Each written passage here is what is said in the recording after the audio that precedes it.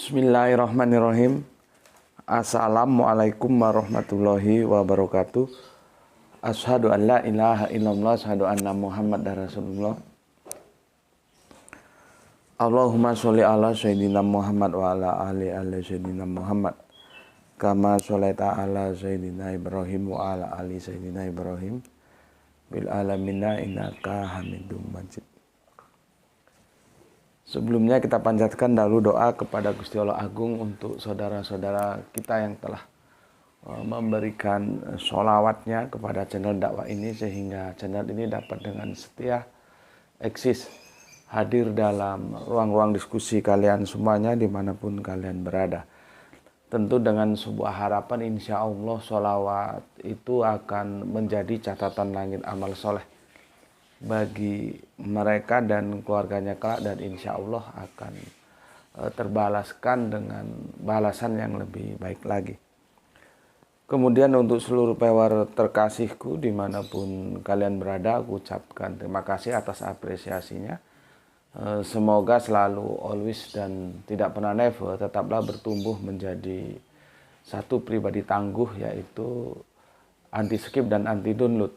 Bagi yang berkenan silahkan saja di share, tapi linknya ya, link kajiannya ya, link kajiannya. Jadi jangan diunduh terus kamu potong-potong ulang nggak karuan ya. Aku nggak kasih izin seperti itu, lalu kamu unggah setelah kamu adu dengan video-video lain yang juga potongan. Waduh, itu jadi ambiar semua itu ya. Jadi linknya saja, silahkan di-share, tapi linknya saja. Kan lebih simpel, lebih mudah ya. Selanjutnya semuanya dari kalian, aku nggak bisa sebutkan satu persatu. Terima kasih atas doa-doa baiknya untukku dan keluarga, dan semoga kebaikan doa itu juga tercurahkan bagi yang mendoakan. Sebagai sesama saudara kita saling mendoakan dalam kebaikan, dan insya Allah doa kita bagian dari sekian banyak doa yang dikabulkan oleh Gusti Allah Agung. Amin amin ya robbal alamin. Oke, kita lanjutkan tajuk kita atau kopi morning dulu ya. Bismillahirrahmanirrahim.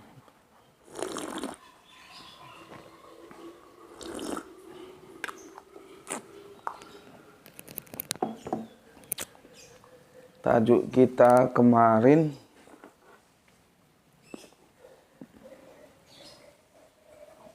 itu mengapa murtad, mengapa kembali bersahadah ya.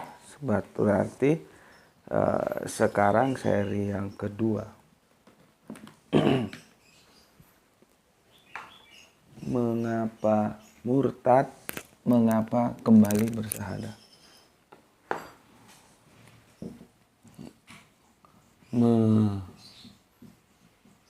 Mengapa murtad,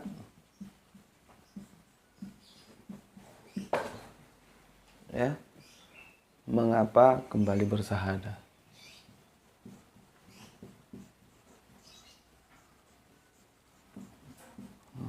Mengapa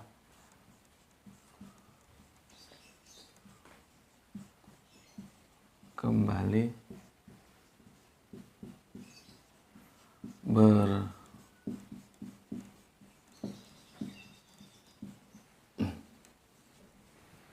Nih ya, lanjut kita. Aku kasih introduction dulu ya, sebelum kita lanjutkan ke seri kedua. Stressing pointnya itu seperti yang sudah disampaikan. Jangan kristologi itu mandek hanya sebatas pengetahuan.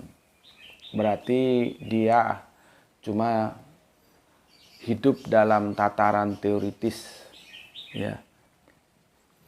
Yang aku mau kristologi yang kalian miliki itu juga hidup dalam tataran praktis, khususnya menangani kasus-kasus pemurtatan yang ada di sekitar kehidupan kita, entah itu teman kerja, teman bermain, teman bisnis, teman apapun, atau tidak menutup kemungkinan saudara kita sendiri ya, sehingga bisa terhindar dari sebuah virus yang paling berbahaya itu adalah virus murtad itu.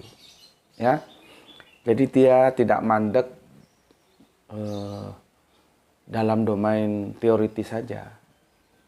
Jadi kamu dengan setia mengikuti kajian di sini, ya, dapat dua ilmu, ilmu dalam perspektif Islam, ya, tapi mohon dimaklumi Islamnya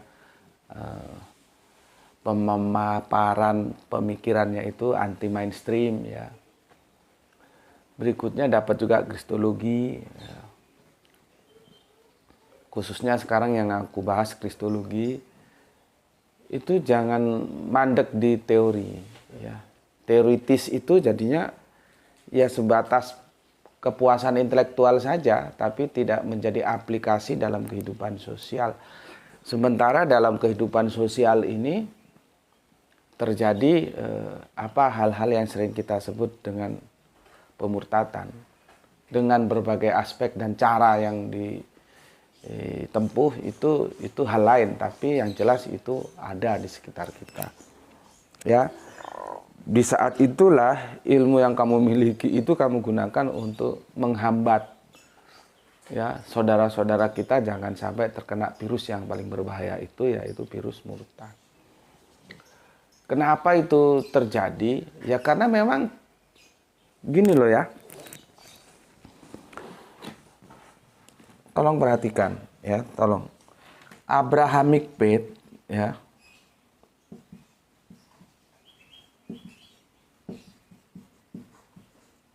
Gini ya, faith, F-A-I-T-S, ya. Kalau salah tolong dibenarkan. Abrahamic faith itu kan melahirkan satu anak-anak Abraham itu, ya, Yahudi. Dua Nasrani yang kemudian menjadi Kristen. Tiga Islam. Seperti ini. Ya, Yahudi, Nasrani, Islam. Ya. Kalau Yahudi ini, ya, dia tidak mau, dia itu maksudnya orang-orang Israel itu mereka akan membentuk eksklusivisme, ya. Jadi stereotip Yahudi itu ya Israel.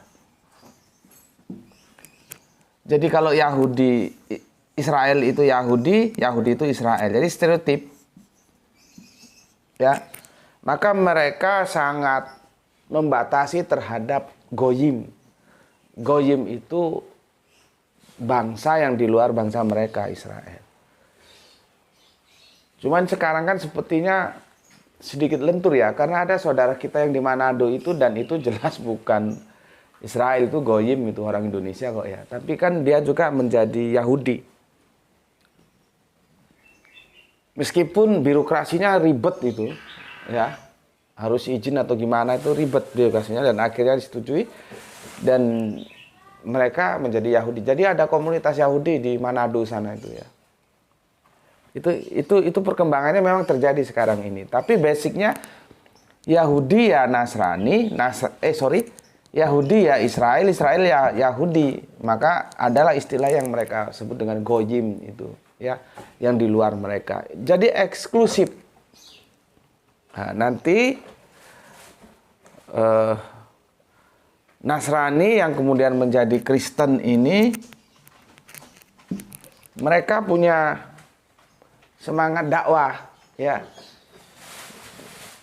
Apapun latar belakangnya seperti yang sudah kita bahas, tapi itu ada dalam kitab saudara kita, ya, yaitu di Matius, ya. Jadikanlah semua bangsa muridku, ya. Ini jadikanlah, ya, semua bangsa muridku.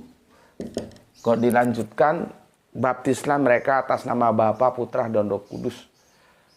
Kita tidak bicarakan latar belakangnya ayat itu asli, sisipan, palsu, atau tetek bengek, apakah itu Tritunggal, itu sudah kita bahas yang lalu, ya.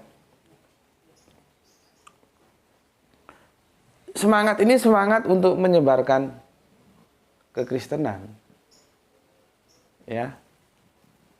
Jangan lupa Islam juga begitu. Dia punya sampaikanlah walau satu ayat. Sampaikanlah walau satu ayat. Ini bahasa sastra ya. Artinya, apa yang kamu ketahui tentang Islam, itu harus kamu sampaikan, kamu dakwahkan. Bukan berarti satu ayat, cuma satu ayat doang, ya nggak begitu. Kalau sudah begini, jadi tugas dakwah itu bukan tugas kiai, ulama, ustadz, akademisi. Enggak. Setiap kita itu punya tanggung jawab ya sebagai kewajiban untuk dakwah. Hadisnya ini, sampaikanlah walau satu ayat. Kalau dalam tataran Al-Quran itu disebut kul. Makanya kalau kita guyon-guyon itu sama teman-teman itu ya, teman-teman pondok, perintah apa yang paling banyak dalam Al-Quran? Maka itu adalah perintah dakwah. Kul, kul, kul, kul. Katakan, katakan, katakan. Sampaikan, sampaikan, sampaikan. Dakwahkan, dakwahkan, dakwahkan.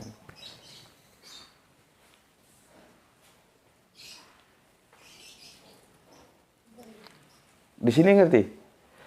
Ya, dalam prospek inilah terjadi di lapangan titik temu. Ya, ini Islam, ya, ini Kristen, ini dakwah. Sampaikanlah walau satu ayat atau kul dalam Al-Quran. Ini jadikanlah semua bangsa muridku. Di persinggahan inilah, ini yang harus ada titik temu keindahan supaya tidak terjadi. Karena sama-sama punya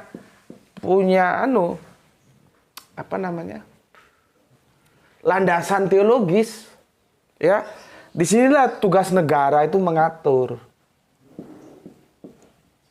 supaya tidak terjadi keseruan. Karena dia ketemu di lapangan titik temu. Seperti gue bilang, waktu gue diminta untuk mensyahadatkan anak-anak jalanan di kompleks pelacuran Doli di Surabaya yang gue cerita, yang terus disalahpahami.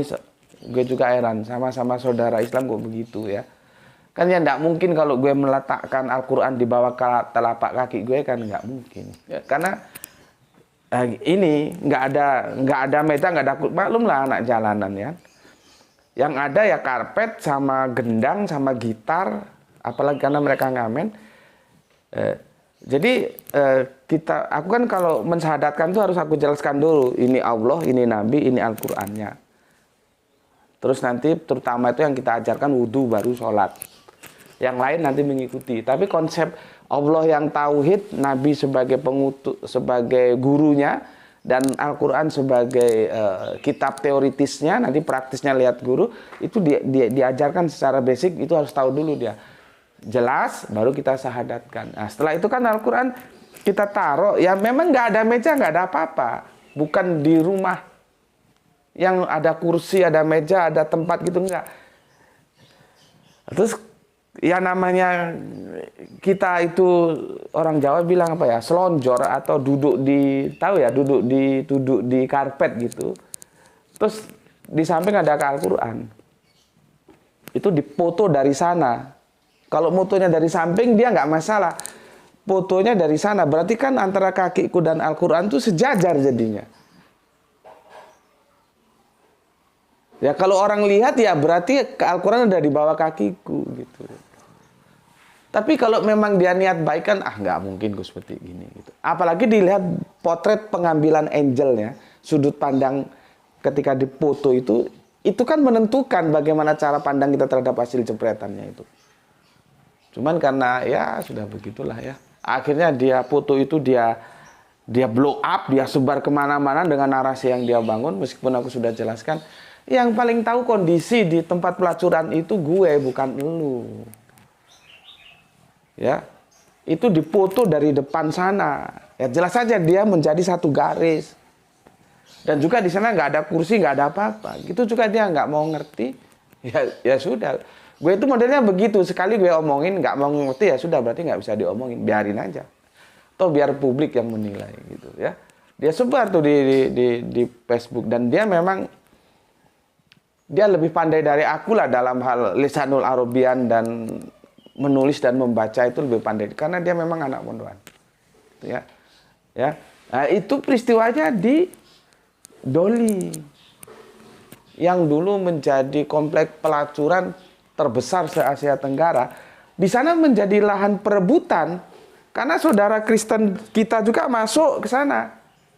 Lah, saudara Islam kita yang kemudian mengundang gue itu masuk juga ke sana. Sama-sama dakwah. Ya nggak bisa, saling larang nggak bisa. Yang ada ya ayo kita saling bermain bersama. Karena masing-masing dilindungi oleh undang-undang dan masing-masing punya juklak ya SOP yang berdasarkan landasan teologis Alkitab.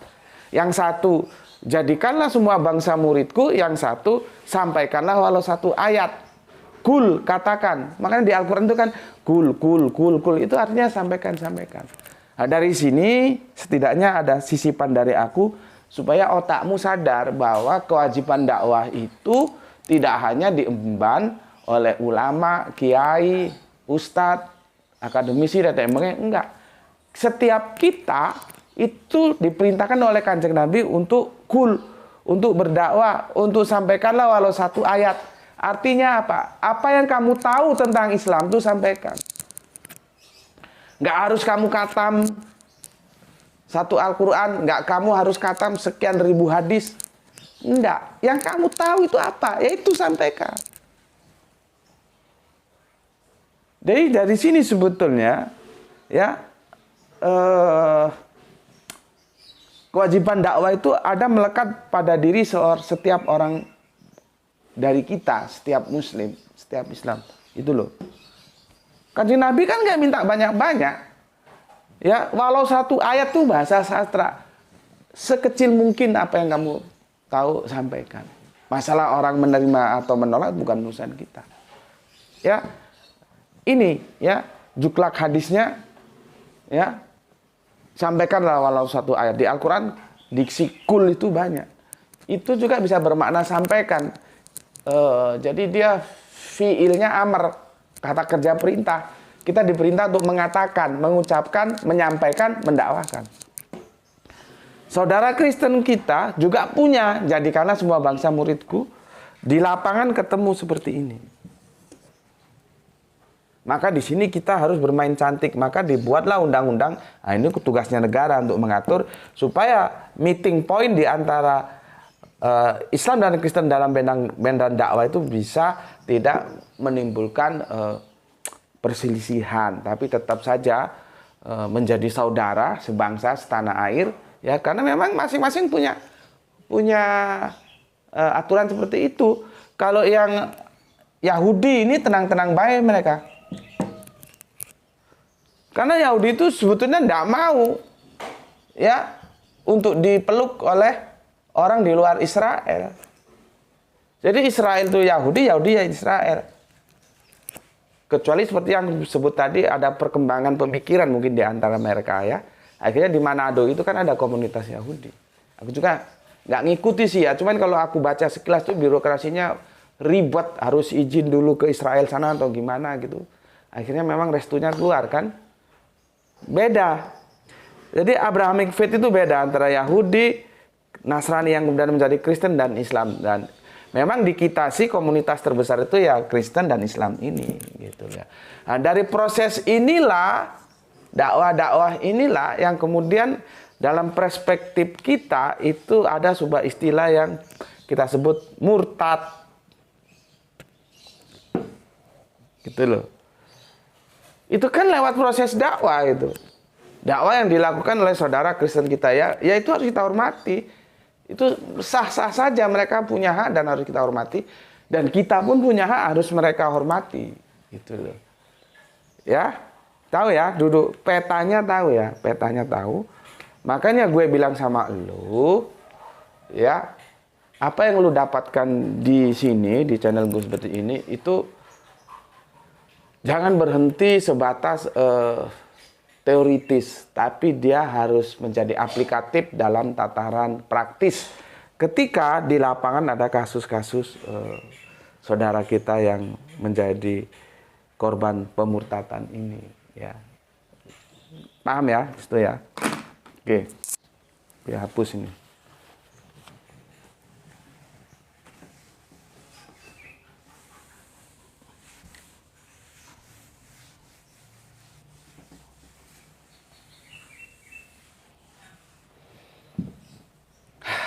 Minum dulu, haus lagi. Bismillahirrahmanirrahim. Kita lanjutkan nanti ke seri 2 ya. Sekarang ini aku akan bacakan dulu komen yang masuk dari kalian ya. Sebelumnya terima kasih untuk Alip ya, yang dari Depok ya. Aku jadi ingat yang aku sebut kemarin bahwa bapaknya Sahel itu berkawan akrab dengan Kang Mas Kenan Nasution. Kalau nggak salah Mas Kenan itu kan beristrikan artis zaman dulu ya, Mbak Ida Royani ya.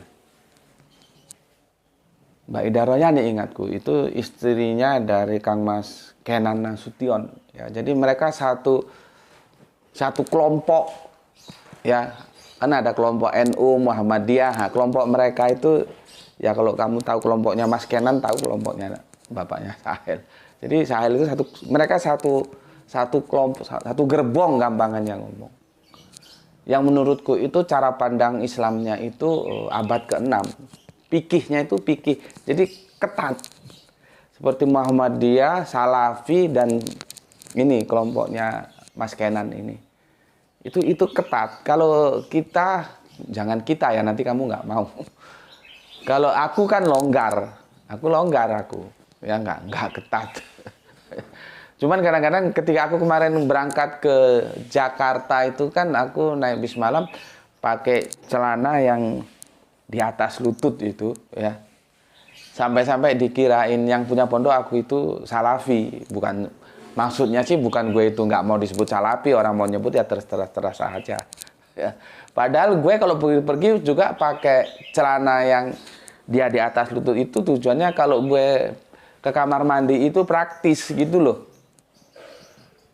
Praktis, pipis dan segala macamnya itu praktis gitu loh ya, nggak nyiprat, nggak terpercik najis. Kan kita harus jaga suci ya, sehingga kalau gue itu jarang jamak, jarang gue kosor juga, gue jarang. Jadi kalau gue sudah punya wudhu, gue sholat ya di dalam bis itu gitu. Tapi bagi teman-teman yang suka jamak, suka kosor ya terserah saja. Kalau gue jarang, gue senangnya di dalam bis gue ya sholat ya. Kalau nggak bisa wudhu ya tayamum. Di dalam pesawat juga begitu. Waktu gue berangkat ke Makassar yang diundang sama Universitas Hasanuddin itu, gue sholat duha itu di atas laut di pesawat. Jadi gue nggak begitu suka jamak dan kosor, tapi itu boleh dan itu juga disunahkan oleh Kanjeng Nabi. Gue pilih sholat dimanapun gue mau sholat gitu ya. Jadi ketika gue pakai celana cingkrang dikirain gue salafi, tapi dia pikir ini salafi gondrong pakai giwang pakai enggak, karena fikih gua longgar. Adapun pakai yang di atas mata kaki itu ya karena tujuan praktis supaya nggak najis itu aja ya. Nah kemarin seperti NU nanti itu genrenya kan dekatnya ke tablik, itu mereka longgar. Gue lebih longgar lagi fikihnya ya gitu. Kalau yang kelompok tadi itu yang ketat ya. Kemarin Alip ya ingatkan aku, jadi lagunya itu Dirimu ya, lagu gang pegangsaan, berarti ini kelompok ya. Seperti yang gue tahu sepertinya itu album solo ya dari Kang Mas Kenan Nasution ya. Jadi kalau datang ke sini ya mereka akrab sama bapaknya Sahel karena yang namanya satu kelompok pengajian kan ya, satu harokah gitulah ya. Ya jadi akrab. Lagunya begini loh ya, aku jadi ingat. Dirimu tajuknya ya. Di bening malam ini resah rintik gerimis datang menghanyutkan sinar rembulan. Buram kaca jendela Semuram waktu yang berlalu, sedang ku masih menunggu ungkapan rasa dari keinginan baikku untuk bersama menempuh jalan hidup. Itu lagunya Kang Mas Kenan ya. Terima kasih untuk Alif yang sudah mengingatkanku ya. Oke. Kita lanjutkan dengan aku bacakan dulu sebagai bentuk penghormatanku, bentuk apresiasiku terhadap komen yang masuk dari kalian semuanya ya. Kita santai saja lah ya, dapatnya seberapa ya segitu dah ya, karena ini Gerak itu sudah siap-siap mau berangkat. Kameramennya sudah siap-siap mau sekolah.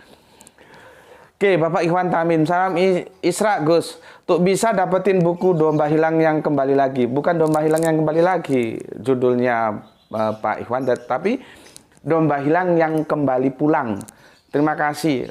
Untuk dapetin buku itu ya gampang saja. Tapi lupa gue ada di tumpukan mana.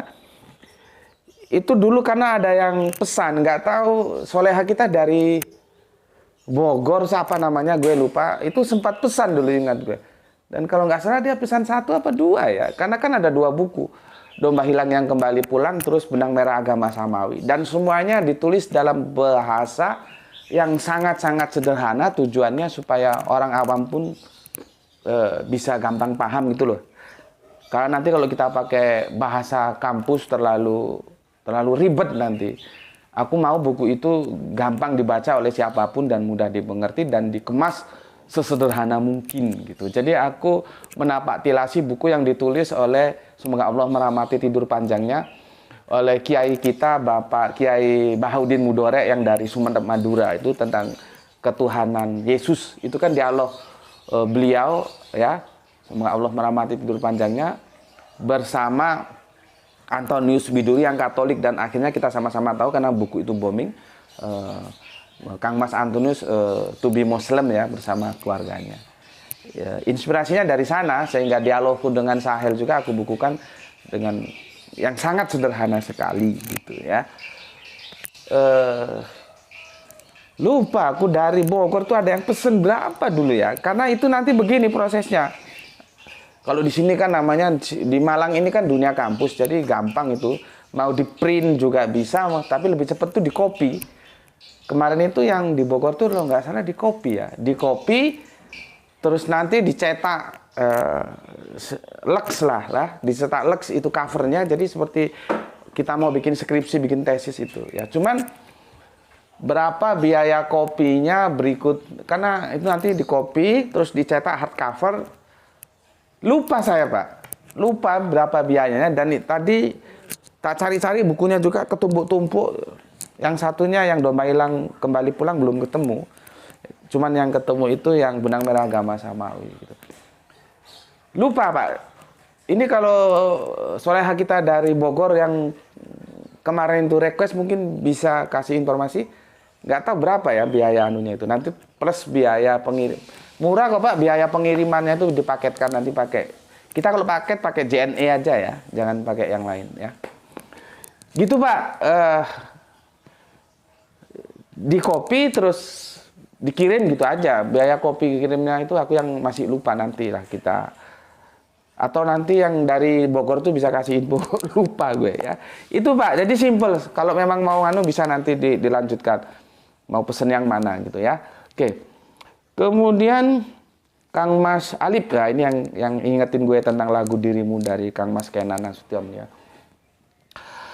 Terima kasih atas sharing ilmu, cerita dan semuanya Gus. Iya, ini gue ceritakan ini sebagai bentuk bagaimana kalian nanti mengaplikasikan apa yang kalian dapat di sini. Jangan hanya teori saja, tapi teoritis yang diaplikasikan menjadi praktis gitu ya. Semoga lancar semua yang direncanakan, dikuatkan juga, dipermudahkan segala urusannya, Kang. Amin. Sehat, bahagia selalu, alhamdulillah, alhamdulillah. Amin ya. Mungkin ini menyikapi yang kemarin. Meskipun kita rapuh, berusahalah untuk terlihat rapi. Ada kalanya rapuh itu harus rapi. Mungkin begitu ya. Kan kita pernah bahas dulu. Ketika usaha telah ditapal batas, biarkan doa dan takdir bertarung di langit. Nggak tahu yang menang mana. Terima kasih Kang Mas Alip telah memberikan tanggapannya ya. Memang dalam keadaan rapuh tapi kan harus terlihat rapi ya Kang Mas ya. Oke, untuk Irfan Al-Akbar, Kang Irfan. Gulung kuming, jungkir balik, pontang panting. Mantap, matunun. Terima kasih sudah banyak membantu ya. Begitu mendengar anaknya pindah keyakinan, orang tuanya berjungkir balik, terpontang panting ya, metafora dalam mengusahakan agar anaknya bisa kembali menjadi Islam, to be Muslim ya. Oke, masih nyimak dari Selah Deru Pembangunan. Mantap ya. Terima kasih dari Kerinci Jambi untuk bantuannya Kang Irfan Al-Akbar. Kemudian Kang Agita Karis ya. Assalamualaikum Tuan Guru, ikut nyimak kajian Isra walau jarang memberi komentar, tapi selalu setia ikut kajian dan tidak pernah absen.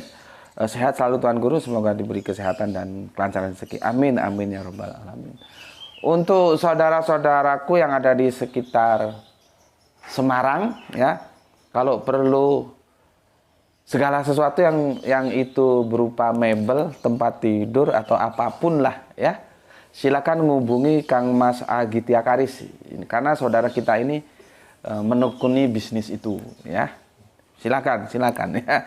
Jadi supaya interaksi di antara kita itu secara ekonomi juga berjalan gitu ya. Jadi silakan berbelanja di tokonya Kang Mas Agitya Karis, karena dia bisnisnya ya seputaran itu, ya mebel, ya tempat tidur dan segala macamnya ya. Oke, Agitya Karis, kita lanjutkan ke soleha kita Gispati. Alhamdulillah Palu hadir kedua. Salam Isra Tuan Guru dan semuanya. Oke, matur thank you untuk Gispati. Salam Isra untukmu, untuk keluarga, untuk semua saudaraku di Palu. Matur numbah nuwun atas 3 merah hatinya. Terima kasih. Kang Wahyudi Junaidi. Assalamualaikum Gus. Waalaikumsalam. Orang murtad itu rata-rata miskin ilmu dan harta. Berbeda sama yang mu'alaf, rata-rata cerdas dan kritis. Salam Isra. Oke, salam Isra juga untuk Kang Mas Wahyudi Junaidi. Memang begitu Kang Mas, secara mainstream memang begitu. Yang murtad itu ya kalau nggak goblok ya kiri gitu aja. Makanya hadisnya Kanjeng Nabi itu kemiskinan itu dekat dengan kekafiran. Makanya seperti aku bilang kemarin, kalau kita hidup bersosial, bertetangga, kalau ada tetangganya yang perlu bantuan, tolonglah segera dibantu ya.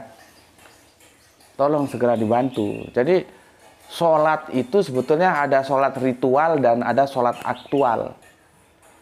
Sholat ritual itu ya kita berjamaah ke langgar, ke musola, ke masjid ya. Sholat aktual ya, aktualisasikan sholat itu dalam kehidupan sehari-hari. Salah satu contohnya, kalau ada tetangga kita yang dalam kesusahan ya kita bantu. Kita nggak bisa bantu karena sama-sama kere misalkan. Cari orang lain yang kira-kira bisa bantu dia. Jangan sampai nanti ada yang bantu terus dia berpindah akidah baru jadi masalah. Ya, jadi apa yang dikatakan oleh Kang Mas Wahyudi secara mainstream memang benar ya. Sudah geblek kere, ya itu paling gampang murtad. Itu secara mainstream, secara rata-rata. Tapi Sahel tidak masuk dalam kelompok itu, Kang Mas. Sahel itu anaknya orang The Heb. Orang dia punya supir yang disiapkan oleh keluarganya, disiapkan mobil khusus untuk antar jemput dia sekolah, karena dia kan nggak bisa lepas dari kursi roda. Dan keluarganya itu orang asli sini, asli Batu. Jadi ya tuan tanah lah. Dia bukan kelompok orang yang di bawah garis kekerean itu. Bukan. Secara kehidupan The Heb ya. Sampai disiapkan supir dan mobil itu kan bisa dibayangkan ya. Dan ada villa, ada kebun apel. Kebun jeruk. Aku kalau datang ke sana itu ya makan apel, makan jeruk gitu. Ke kebunnya itu, ya. Itu dari segi finansial, dari segi pengetahuan. Oh, Sahel ini cerdas, Kang Mas. Otaknya itu bukan otak sembarang-sembarang, otak di atas rata-rata. Aku kadang berpikir Allah tetap memberikan kelebihan kepada dia. Ya. Kecerdasannya itu di atas rata-rata. Sebagai bukti dia sekarang jadi ustadz. Aku kalau butuh waktu cepat tentang hadis misalkan, tentang Al-Quran, aku tanya ke dia. Hel, hadis ini riwayatnya siapa? Ceritanya gimana? Dia langsung, oh gini om. Ini ada sekian periwayatan om, dari jalur ini om. Gitu. Ketika ada teman Kristen kita yang bertanya tentang yang menyusui itu loh, supaya nggak cemburu disuruh susui itu anak angkatmu itu. Itu aku diskusikan sama dia, bagaimana hadis ini ya? Karena kalau sudah disusui, dia menjadi seperti, bukan menjadi anak sendiri yang tidak boleh menikah kan. Makanya ibu-ibu kalau sekarang enggak ya, kalau ibu-ibu tahun 70-an begitu ya. Jadi anak tetangganya juga disusui, anak yang lain, dan itu menjadi hal biasa. Dia enggak tahu bahwa implikasi hukum dalam Islam, anak kalau sudah satu persusuan itu menjadi saudara. Tidak menjadi halal untuk dinikah, walaupun beda bapak, beda ibu. Ketika aku tanyakan, teman-teman Kristen kan tanya, bagaimana seorang dewasa disusui oleh ibu-ibu? Gitu. Anak angkatnya kan sudah dewasa itu. Ya Sahel, ya tenang saja, ya. Pertama kita mengkoreksi hadis itu, sebetulnya itu sahih atau tidak. Apakah seorang yang sudah ibu-ibu sudah lanjut masih ada air susunya? Itu yang pertama. Kan itu jadi pertanyaan juga. Taruhlah ada ya. Ya kan bisa diperas, taruh gelas, diminumkan. Apa sulitnya? Kan itu kan masalah teknis. Jadi kalau itu juga perlu kecerdasan, Mas. Jadi kalau kamu ditanya oleh saudara-saudara kita Kristen, kalau memang tanyanya itu bagus, penuh etika, ya jawab. Seperti tadi itu. Ya, bukan terus ngempeng seperti anak masih balita gitu, ya enggak lah. Ya kan bisa diperas. Diperas air susunya diminumkan kepada anak angkatnya itu. Itu dia sudah tidak boleh saling, misalkan dinikah enggak boleh karena sudah menjadi ibunya. Nah, cuman kan kembali lagi seberapa sahih hadis itu. Gitu. Ya, aku diskusinya sama saya. Jadi tidak bisa dibilang otaknya itu di bawah rata-rata. Justru otaknya itu di atas rata-rata. Dan dia juga punya Bible dan dia hafal. Gitu loh. Ya. Jadi apa yang jenengan sampaikan itu tidak salah. Itu betul. Ya, orang murtad itu biasanya lagunya itu kalau nggak kere ya geblek. Ya, itu secara umum. Tapi untuk Sahel itu dia punya background, latar belakang behind screen yang tidak sama, tidak umum, tidak seperti itu. Karena dia punya dua-duanya. Secara finansial dia anaknya orang kaya, secara intelektual dia cerdas, bahkan di atas rata-rata. Kalau nggak cerdas mana bisa jadi ustadz. Kan gitu. Ya, oke. Sekarang freedom. Psikologi defable, pengetahuan, circle love, paket komplit bisa jadi runtuhnya iman dan sebaliknya. Menunggu bioskop seri kedua Tuhan Guruku. Makasih banyak, salam Isra. Salam Isra untukmu, freedom, atas merah hati tiganya. Terima kasih. Sepertinya aku lebih setuju yang disampaikan freedom ini ya. Jadi khusus untuk, tapi tidak aku katakan salah loh ya apa yang disampaikan Kang Mas Wahyudi Junaidi itu benar. Cuman itu umum. Si Sahel ini tidak umum. Aku lebih setuju dengan apa freedom sampaikan ini. Psikologisnya seorang defable, pengetahuan, circle dan love, dan aku juga nanti aku jelaskan karena nanti itu satu-satu antara si apa namanya Sahel dan Prislia itu nanti satu-satu itu. Jadi kalau sepak bola itu draw, satu-satunya gimana nanti tak ceritakan, ikuti aja ceritanya. Ya, satu-satu. Cuman sayangnya tidak berlanjut karena komunikasi dan keadaan. Ya, satu-satu itu. Ya, poinnya satu-satu. Ya, oke. Kita lanjutkan Pak Abdul Muluk. Assalamualaikum, waalaikumsalam. Beli sedang dijimak Gus. Semoga selalu dalam keadaan sehat dan salam Isra untuk saudaraku di grup ini. Oke, terima kasih Bapak. Ditakut-taku ya. Assalamualaikum, waalaikumsalam warahmatullahi wabarakatuh. Gus Betik nyimak Gus, salam Isra. Oke, salam Isra. Waalaikumsalam, terima kasih atas 3 merah hatinya.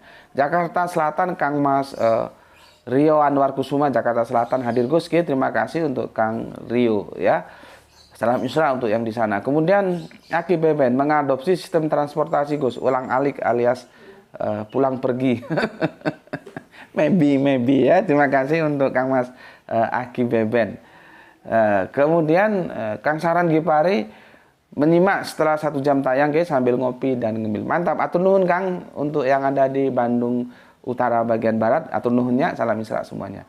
Kemudian Soleha kita Rahani Junaidia. Assalamualaikum, waalaikumsalam. Salam Isra Ustadku. Nggih sama sami-sami kumaha pawartosna damang neng. Semoga sehat selalu nggih dan salam Isra untuk semua yang ada di Bandung. Gue nggak tahu Bandung Barat, Bandung Selatan ya, atau di Bandung yang mana Soleha kita ini ya. Yang jelas kalau Bandung Selatan itu ada lagunya. Bandung Selatan di waktu malam. Oke, kita lanjutkan Kang Mas Juwanto. Matur nuwun Kang Mas atas 3 merah hatinya. Ini jagoan kita yang punya Cirebon ya. Jadi satu saat kalau main-main Cirebon bisa kontak beliau ya. Matur nuwun, salam Isra untuk semua saudaraku yang ada di Cirebon. Jangan lupa setel lagu Tanggul Kali Belanakan. Itu lagu Tarling yang sangat populer di zamannya. Atur nuhun. Kemudian Kang Mas Aljus hadir di sela-sela kesibukan bagi. Mantap. Artinya di sela-sela kesibukan beliaunya Kang Mas Aljus itu masih mencuri waktu untuk mengaji. Ya, harus begitu. Seperti gue, di sela-sela kesibukan gue harus bisa mengisikan waktu untuk dakwah. Entah itu berapa menit lamanya tergantung keadaan. Tapi harus ada dakwah yang disampaikan. Ya, pandai-pandai mencuri. Mencuri apa? Mencuri waktu. Terus mencuri apa? Mencuri hati. Itu nggak ada dalil hukumnya ya. Mencuri waktu, mencuri hati. Asal jangan mencuri uang rakyat ya. Aduh, ngeri kalau kita lihat pejabat negara-negara kita ini. Nggak tahu moralnya kemana semua. Dilihat KTP-nya agamanya itu ya Islam.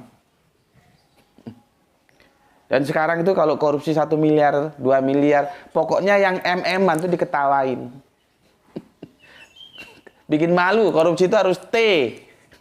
Triliunan. Nggak tahu lah. Ya.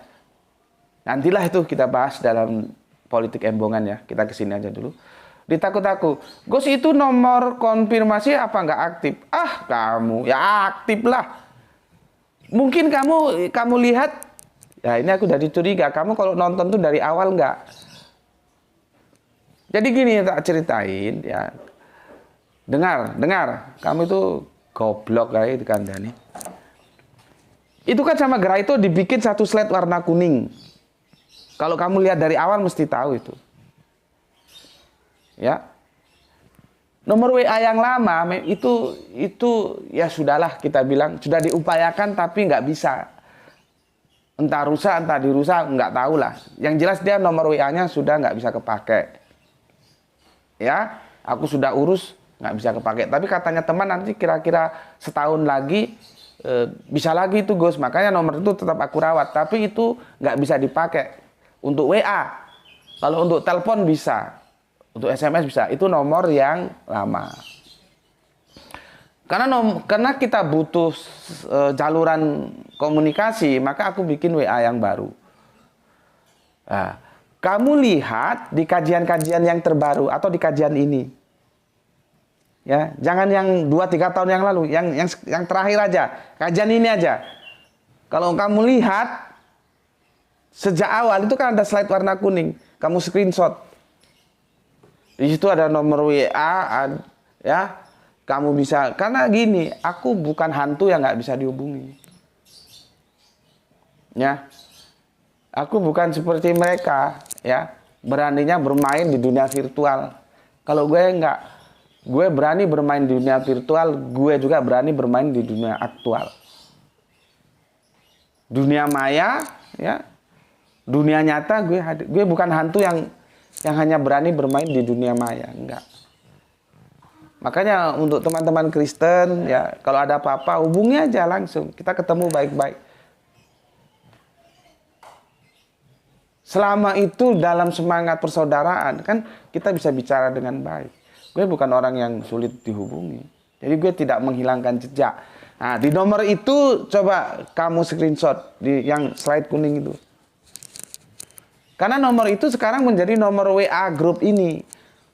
Bagi teman-teman yang aktif ngaji di sini, aku bikinkan grup WA-nya namanya ISRA, Islam Rasional, kajian virtual. Pakai nomor itu. Jadi kalau kamu ngomong nggak aktif, nomor yang mana? Kalau yang nomor yang 2-3 tahun itu nggak aktif karena ceritanya sudah aku sampaikan. Tapi yang kekinian aktif, orang itu sekarang menjadi nomor grup WA kok, ya pasti aktif lah, gitu. Ya, gue jadi curiga sama lu. Jangan-jangan yang dibilang Rini Satriani bener. Lu nontonnya dari awal nggak? Mau gue setiap kalian semua tonton tuh dari menit pertama sampai terakhir. Jangan di skip-skip, gitu loh. Supaya kajiannya itu holistik, kamu ngerti, bukan instan-instan gitu loh, goblok. Ya, kalau ngaji itu yang benar, jangan dipotong-potong nggak karuan. Ya, ini untuk semuanya ini, goblok KBG. Kalau ngaji itu jangan bukan hanya untuk ditakut-takut, untuk semuanya. Kalau ngaji itu aku minta kalian itu ngaji itu yang holistik, jangan potong, otakmu goblok ora iso pinter gue. Ya. Karena kalau dilihat dari awal mesti tahu itu ada slide warnanya aja dibikin sendiri sama Graito kok nggak tahu. Oke, bismillahirrahmanirrahim.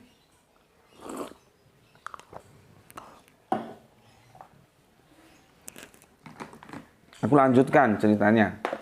Ya. Duh, nanti kalau sudah mau berangkat Bapak kasih tahu ya. Oke. Regulasi. Ada deregulasi. Deregulasi dunia penyiaran gitulah ya.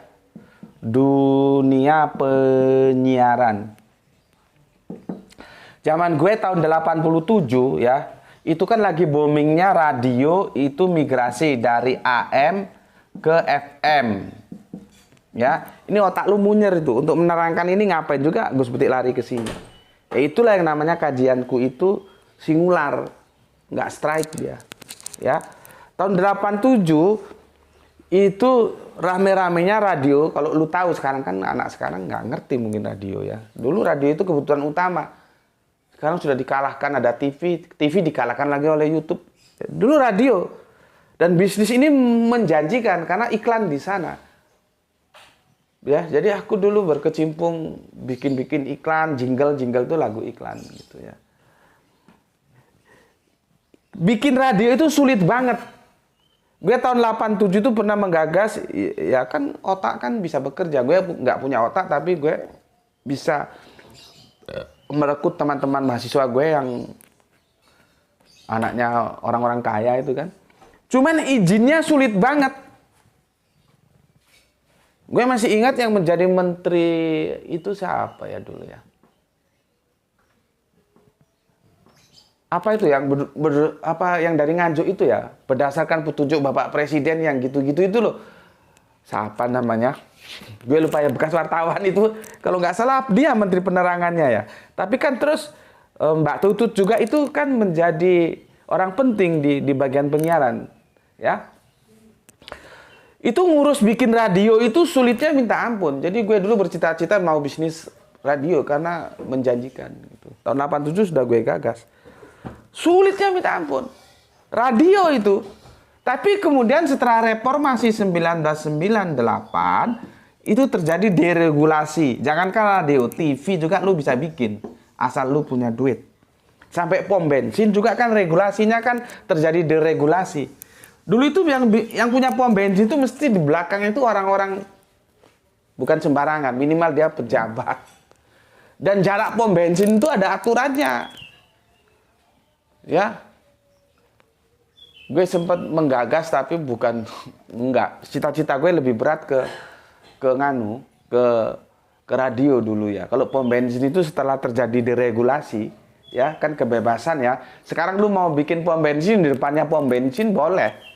Kalau dulu enggak ada aturan jarak berapa jauh ya. Sekarang enggak. Di depan sana pom bensin lu punya duit bikin pom bensin ini di sini juga boleh. Karena gue pernah urus juga pom bensin itu. Bukan gue yang bikin, karena stressing gue lebih awalnya dulu sejak 87 lebih ke penyiaran daripada ke pom bensin. Cuman karena ya namanya orang usaha tapi nggak berhasil ya. Saya dekat sama ada teman yang konglomerat, terus dia ya coba diurus. Maksudku dia punya duit, gue punya otak gitu loh. Bagaimana kalau kita bisnis buka pom bensin? Itu bank garansinya itu 5 miliar itu. Dulu tahun 98 setelah reformasi. Jadi di luar yang lain-lain kita harus punya duit 5 miliar sebagai bank garansi. Tanya yang ngerti ekonomi bank garansi itu apa? Itu 5 miliar, belum yang lain-lain. Ini Ranti sudah mau berangkat ya. Aku sedikit Dok supaya dia menukik ya. TV ya itu gampang juga mengalami deregulasi ya. Mau bikin TV punya kamu duit bisa saja sudah menjadi liberal. Arimatea itu menggagas TV dakwah, mendirikan TV dakwah gitu loh. Arimatea kan kere nih, nggak punya duit. Kita hanya punya otak untuk menggagas TV dakwah, TV khusus dakwah. Karena kita nggak punya duit, berarti kita harus menghimpun dana. Bagaimana cara menghimpun dana? Kita mengundang para agnia-agnia dan kita beri kajian kristologi.